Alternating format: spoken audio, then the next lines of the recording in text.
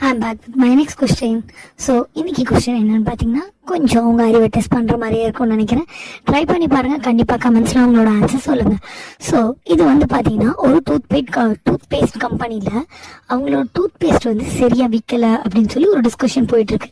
அதுக்கு என்ன ரீசன் சொல்கிறாங்கன்னா, அந்த டூத் பேஸ்ட் வந்து சீக்கிரமாக காலி ஆகிடுது அப்படின்ற மாதிரி டிஸ்கஸ் பண்ணிட்டு இருக்காங்க.